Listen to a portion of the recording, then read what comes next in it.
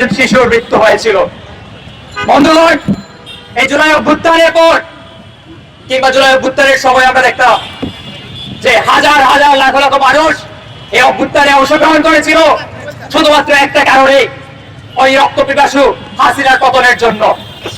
এক রক্ত পিপাসুর পরে আরেক রক্ত পিপাসু এই জনগণ দেখতে চায় নাই।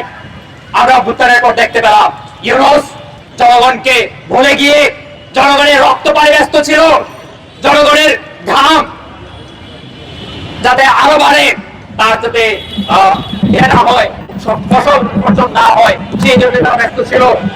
আমরা দেখতে পেলাম এমন এমন জনবিরোধী অবস্থান, সেই জনবিরোধী অবস্থানে প্রধানতম ভুক্তভোগী এদেশের মা ও মাটিরা।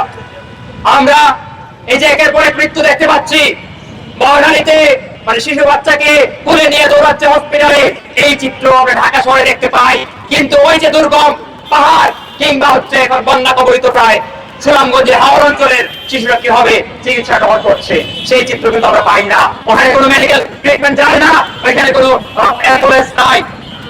ফলে এই যে 300 মৃত্যু, এই 300 মৃত্যুর বহুগুণ মৃত্যু আসলে এই দেশে হচ্ছে। আমরা সরকারের কাছে দাবি জানাই, এই মৃত্যুর বিচার আসলে করতেই হবে আপনাদেরকে। আমরা সর্বশেষ শেষ পর্যায়ে এখন বক্তব্য রাখবেন